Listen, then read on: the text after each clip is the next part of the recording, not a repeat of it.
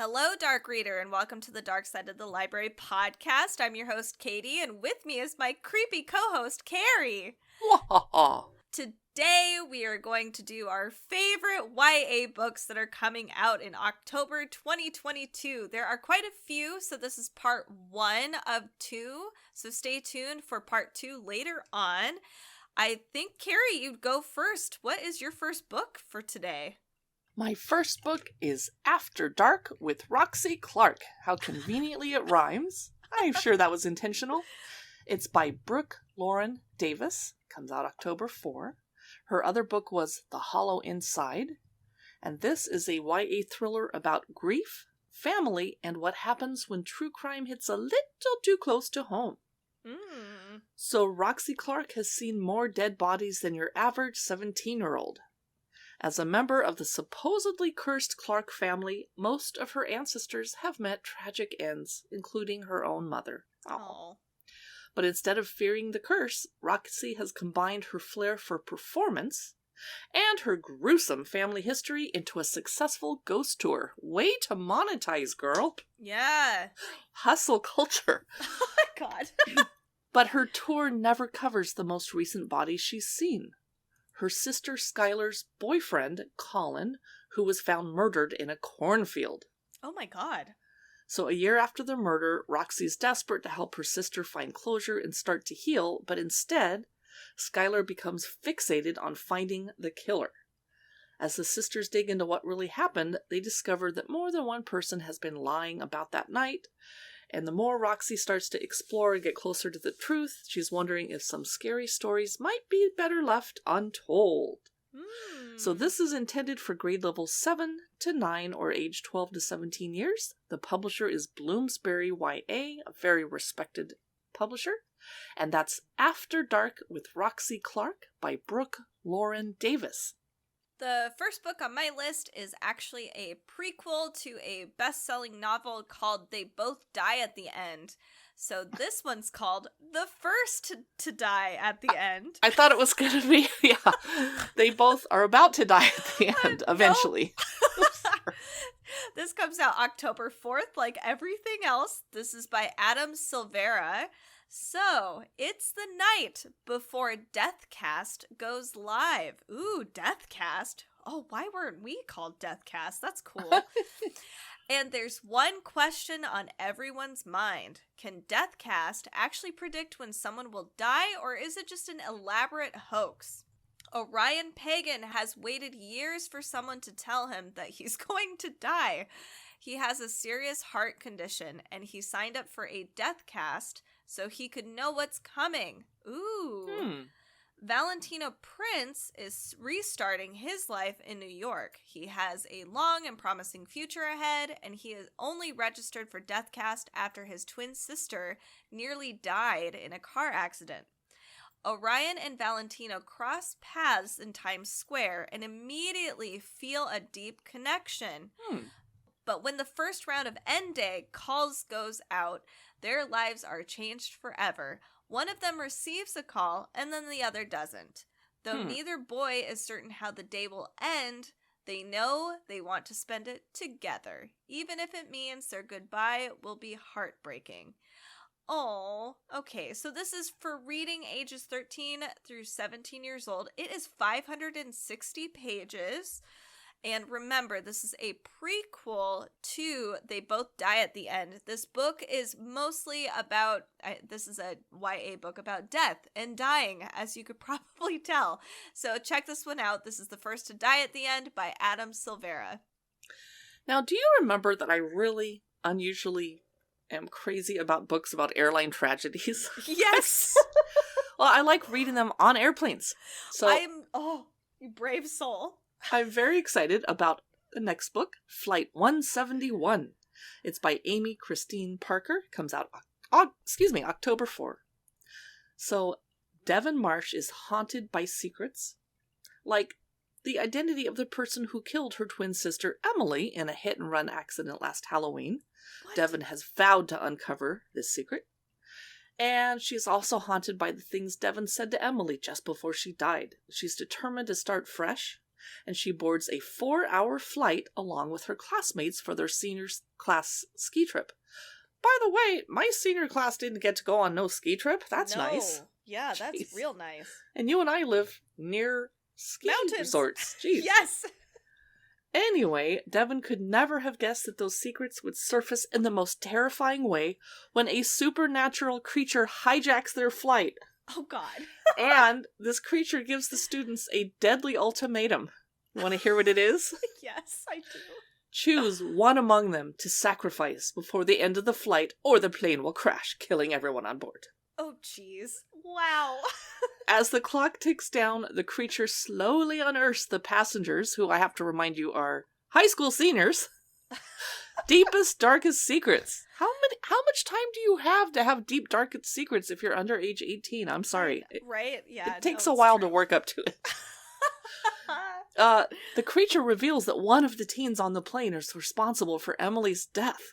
Ooh. And the students have to agree on a sacrifice, or there won't be any survivors. But can Devon find a way to stop the creature, or will she give in to her anger and let revenge take control? Dude, I might need to pick this up for my This sounds like a hot mess, but it does. As much time as I spent watching Melrose Place and Beverly Hills 90210 back in the day, I can't complain. This sounds awesome. It's Flight 171 by Amy Christine Parker.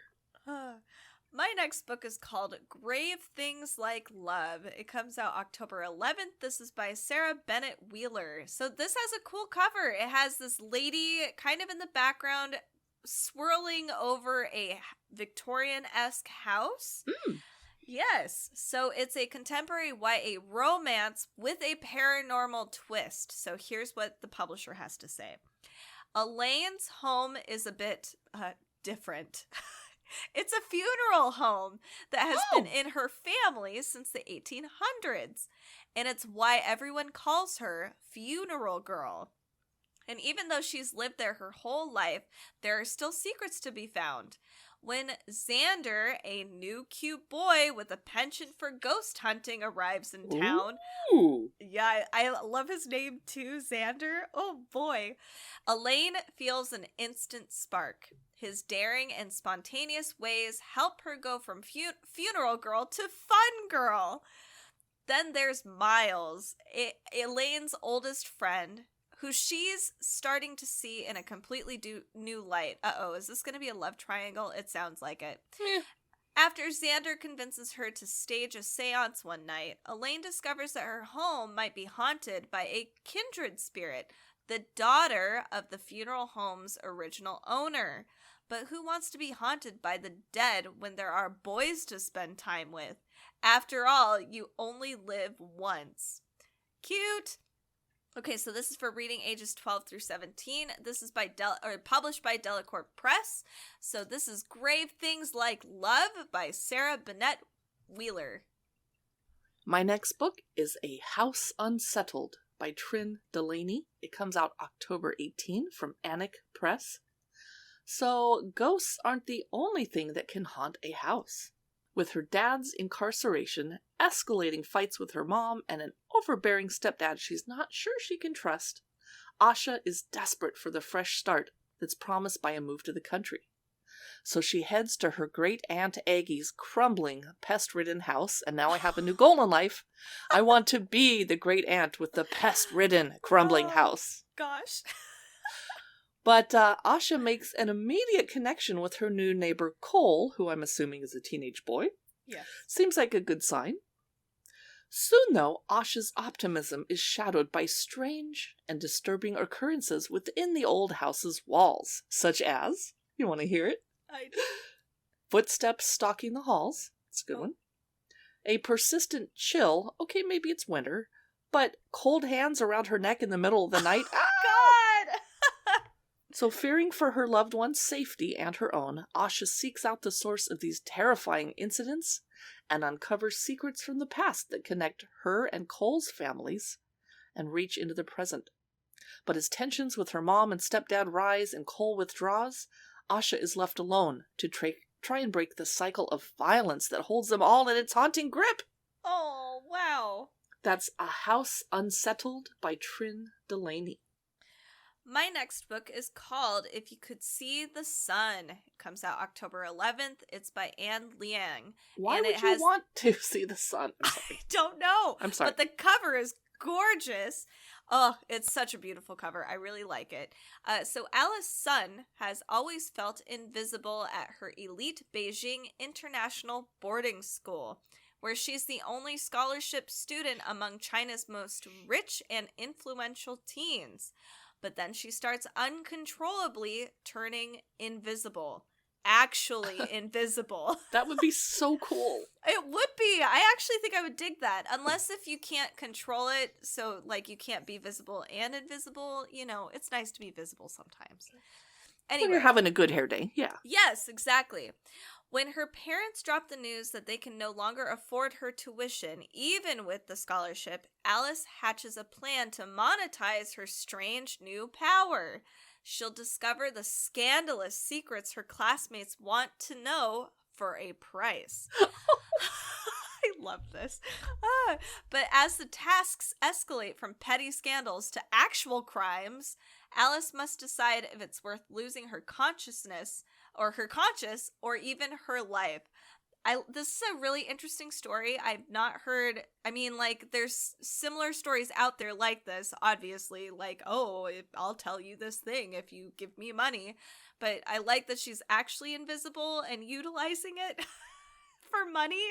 Yeah. So this is called If You See the Sun. This is by Ann Liang, and it comes out October 11th. Next up, I'm just going to briefly mention that there's a Kingdom of the Wicked box set coming out October 11. The author is Kerri Maniscalco, and it's books 1 to 3 of Kingdom of the Wicked. And it's basically features Amelia and her twin sister Victoria that are witches who secretly live among humans. And one night, Victoria misses dinner service at the family's renowned Sicilian restaurant, and she finds the body of her beloved twin desecrated beyond belief. Oh. She's devastated and sets out to find her sister's killer and to seek vengeance at any cost, even if it means using dark magic that's long been forbidden. Then she meets one of the wicked princes of hell named Wrath, and he claims to be on her side, and she has to help him solve the series of women's murders on the island, blah blah blah. Whoa. So it's a box set that's very attractive, and it's a nice way, if you like these books, maybe you bought paperbacks originally and they're kind of messed up, you can have a whole new box set, Kingdom of the Wicked by Kerri Maniscalco, and the publisher is Little Brown Books for Young Readers. Up next is A Line in the Dark. It's by Malinda Lo, and it comes out October 4th. The line between best friend and something more is a line always crossed in the dark. Jess Wong is Angie Redmond's best friend, and that's the most important thing, even if Angie can't see how Jess truly feels. Being the girl no one quite notices is okay with Jess anyway.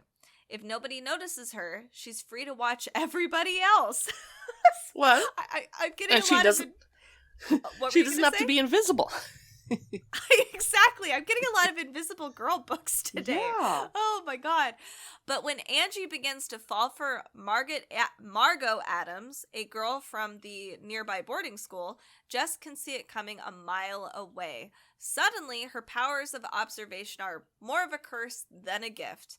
As Angie drags Jess further into Margot's circle, Jess discovers more than her friend's growing crush. Oh no. Oh boy. Secrets and cruelty lie just beneath the carefree surface of this world of wealth and privilege. And when they come out, Jess knows Angie won't be able to handle the consequences. When the inevitable darkness finally descends, Angie will need her best friend. So here's a quote from the book. It doesn't even matter that she probably doesn't understand how much she means to me. It's pure this way. She can take whatever she wants from me whenever she wants it because I'm her best friend. It's a story of love, loyalty, and murder. This is kind of weird. It's a dark psychological thriller. I don't know. It feels really creepy and stalkery. I can't do those very well. But if that's up your alley, check out A Line in the Dark. It's by Malinda Lo. Next up, I have Man-Made Monsters by Andrea Rogers, who is a Cherokee writer, and this is their YA debut. So horror fans will get their thrills in this collection, from werewolves to vampires to zombies, but also predators of a distinctly American variety, the horrors of empire, of intimate partner violence, of dispossession, and so too the monsters of Rogers' imagination that draw upon long-told Cherokee stories, such as Dear Woman, fantastical sea creatures, and more. So this book is following one extended Cherokee family across the centuries, from the tribe's homelands in Georgia in the 1830s to World War I, the Vietnam War, our own present, and well into the future. Each story delivers a slice of a particular time period that will leave readers longing for more. There's also some illustrations that incorporate Cherokee symbolism into the book, so it's a book of short stories. It's intended for reading age 12 to 18 years. The publisher is Levine Querido, and it's Man-Made Monsters by Andrea Rogers. My final book of today is one I think I'm going to pick up as soon as it comes out. It's called Night of the Raven, Dawn of the Dove. Comes out October 18th. It's by Rati Mehrotra, and it is a YA fantasy novel that's set in medieval India, and it's monster infested. Oh, yes. Which I'm like, please, yes.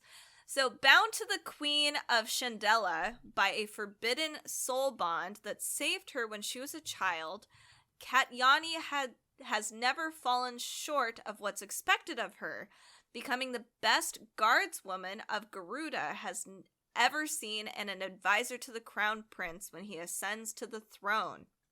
But when the latest assassination attempt against the royals leaves them with a faceless body and no leads to the perpetrator, I know, ew. Katyani is unwillingly shipped off to guard the Chandela princes in Arkarya Mahavir's esteemed monastic school in Nandavana, a forest where monsters have roamed unchecked for generations. Katyani wants nothing more than to return to her duties, especially when the Archiara starts asking questions about her past. The only upside of her stay are her run-ins with Daksh, the son of Arya. Oh my goodness, I have such a problem today. Who can't stop going on about rules and whose gaze makes her feel like he can see right into her soul. But when Kat and the princes are hurriedly summoned back to Shandala before their training is complete, tragedy strikes, and Katyani is torn from the only life she has ever known. Alone and betrayed in a land infested with monsters, Katyani must find answers to her past so she can save what she loves and forge her own destiny. Bonds can be broken, but debts must be repaid. Ooh. It sounds really fun, and I've never read a book set in medieval India at all, so I'm really excited. And it's a YA dark fantasy novel, so check this one out. It's Night of the Raven, Dawn of the Dove. It is 352 pages for reading ages 14 through 18. My final book today is called Pretty Dead Queens. It's by Alexa Donne, Donne. It comes out October 4. So after the death of her mom, screw cancer, 17-year-old Cecilia Ellis goes to live with her estranged grandmother, a celebrated author whose Victorian mansion is as creepy as the murder mysteries she writes. So far, I'm in. Yeah. On the surface, life is utterly ordinary in the California coastal town until the homecoming queen is murdered, and she's not Seaview's first pretty dead queen. There's a copycat killer on the loose, and Cecilia throws herself into the investigation, determined to crack the case like the heroines in her grandmother's books. Oh. But you knew there was a but coming. The more Cecilia digs into the town's secrets, I hope they don't mean literally digging, yeah, the more she worries that her own mystery might not have a storybook ending. Oh my. The publisher is Crown Books for young readers, grade level 9 to 12, or reading age 14 to 17 years, or in my case, 53 years. That's Pretty Dead Queens by Alexa Donne. And this is the end of part 1 of our dark YA book picks for October 2022. If you enjoyed this episode and have some friends that also like dark books, please share our podcast with them, whether you do it on Facebook at Dark Side of the Library. We're on Instagram, where you could drop us a like and a comment on some of our posts. You can find us at Amazon Live talking about horror and Halloween, and we would be forever grateful if you helped dark readers find us by dropping us a rating and review over on Apple Podcasts. We will see you in the next episode, which usually drops on Wicked Wednesdays and Freaky Fridays.